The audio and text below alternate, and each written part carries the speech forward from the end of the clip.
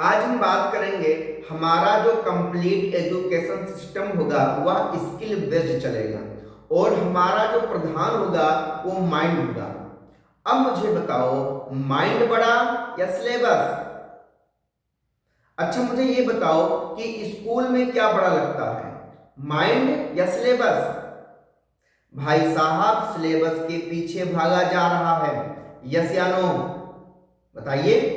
Syllabus पूरा हो जाए, माइंड के पीछे कोई भाग रहा है? किसी ने चेक किया कि क्लासरूम में किसका माइंड चल रहा है, किसका नहीं चल रहा है? किसी ने आज तक चेक किया? किसी ने नहीं किया। तो फिर क्या चेक किया जा रहा है? सिलेबस चेक किया जा रहा है कि सिलेबस पूरा हुआ या नहीं।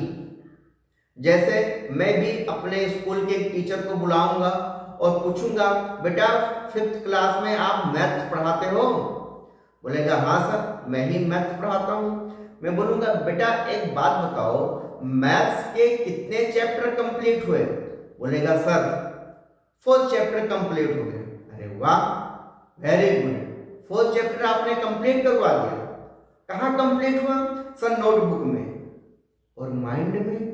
सर माइंड का नहीं पता, अब इतने सारे बच्चे हैं। हाँ सर, लेकिन नोटबुक में कंप्लीट हो गया है, नोटबुक चेक भी हो गई है। अब मुझे आप बताओ, पूरा कहाँ होना चाहिए, माइंड में या नोटबुक में? आप कहेंगे माइंड में। पूरा कहाँ हुआ? नोटबुक में। अब मुझे बताओ, यह धर्म है या अधर्म है? आप कहेंगे अधर्म है, खिलाफ जाना पड़ेगा, हाँ या ना? जाना पड़ेगा। बात क्या चल रही है?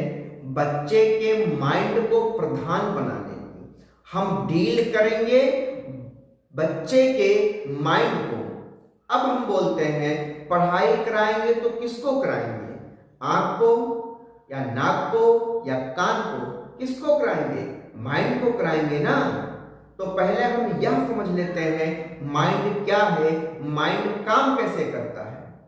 तो मैं आपसे पूछता हूं कि आपको कौन सी लैंग्वेज आती है?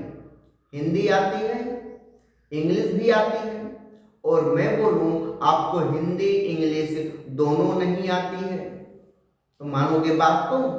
नहीं मानोगे, हमें पता है। अभी 1 मिनट में प्रूफ कर दूंगा कि आपको हिंदी इंग्लिश दोनों नहीं आती। चलो, मैं इंग्लिश का एक शब्द बोलता हूं। इंग्लिश का शब्द है K9, सी से है K9। मीनिंग बताओ। नहीं पता, कोई बात नहीं, मैं बता देता हूं। K9 का मतलब होता है कर, CUR, कर। समझ में आ गया? नहीं आया?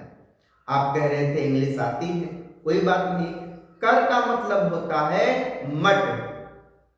आ गया समझ में? नहीं आया? ये जितने शब्द मैं बोल रहा हूं ना, आपको डिक्शनरी में मिल जाएंगे। अच्छा, आगे बढ़ते हैं। मट मीन्स होता है पूंछ। अभी भी समझ में नहीं आया? अब नहीं समझ में आया अलग बात है, समझने वाली यह बात है कि समझ में आया क्यों नहीं। अगर इतनी बात समझ गए तो पूरा एजुकेशन सिस्टम समझ में आ जाएगा। पूंछ, मट, कर, कैनाइन का मतलब होता है डॉग। समझ में आ गया? तो पहले समझ में क्यों नहीं आ रहा था और अब समझ में क्यों आ रहा है, इस बात को समझना। अभी तक जितने शब्द मैंने बोला वह आपके माइंड में कोई पिक्चर नहीं बना रहे थे, और जैसे ही मैंने शब्द बोला डॉग, इस शब्द ने आपके माइंड में एक पिक्चर बना दिया। हमारा माइंड ना हिंदी समझता है, ना इंग्लिश समझता है, ना भोजपुरी समझता है, ना उर्दू समझता है, ना मराठी समझता है। हमारा माइंड केवल एक ही लैंग्वेज समझता है, वह है पिक्चर की लैंग्वेज। वह सिर्फ पिक्चर की लैंग्वेज समझता है। तो जब जब हम बोलते हैं हमें ये शब्द नहीं आता, जो दुनिया में हमें चीज नहीं आती, मतलब उस चीज की पिक्चर नहीं आती। अच्छा, अब क्लास में आता हूं, जैसे मैं सामने बच्चे को पढ़ा रहा हूं, कैनाइन मीन्स कर मीन्स मट मीन्स पूछ, कैनाइन मीन्स ये। अब बच्चे को मैं पढ़ा रहा हूँ लेकिन बच्चे को समझ में नहीं आ रहा है। अब मैं बच्चे को डांट रहा हूँ, इडियट तुम्हें कुछ नहीं समझ में आता है। फिर मैं बच्चे को 2 डंडे मारता हूँ, कल इसे याद करके आना।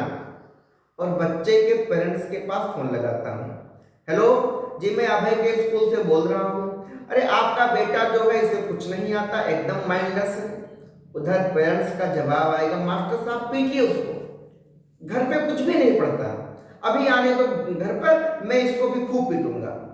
बच्चा अगले दिन रट के स्कूल जाता है और हमारे सामने आता है और मैं पूछता हूं, बेटा भाई कैनाइन सर कर कर कर होता है, अच्छा कर में सर मट मट मट होता है, मट मट में सर पूछ पूछ होता है।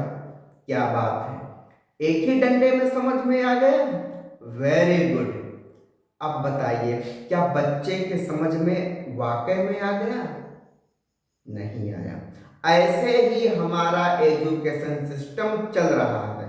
हम बच्चों के शब्दों को चेक करते हैं, बच्चों के माइंड को नहीं चेक करते हैं। अगर क्लास में बच्चों को पढ़ाना है तो उनके शब्दों को नहीं, उनके माइंड को चेक करिए। आपने एक चैप्टर आपने पढ़ाया, बच्चे ने नोटबुक में कंप्लीट कर लिया, उसको आप चेक करिए और चेक करिए और देखिए क्या बच्चे के माइंड में भी कंप्लीट हो गया है, और चेक करने का पढ़ाया हुआ बच्चे के समझ में आया है या नहीं, इसको मैं अगले वीडियो में बता चुका हूं कि कैसे आपको पता करना है कि पढ़ाया हुआ बच्चे के समझ में वाकई आ गया। एक चैप्टर बच्चे का कंप्लीट हो गया, आप उसका नोटबुक ले लीजिए और जो भी आपका टॉपिक रहा हो बच्चे से कहिए, चलिए इसे बेटा आप 4 प्रश्न बना के हमें बता दीजिए। अगर बच्चा 4 प्रश्न बना देता है तो पढ़ा हुआ वाकई में बच्चे के समझ में आ गया है और चीजें बच्चे के नोटबुक में भी कंप्लीट हुई और माइंड में भी कंप्लीट हो गई। धन्यवाद।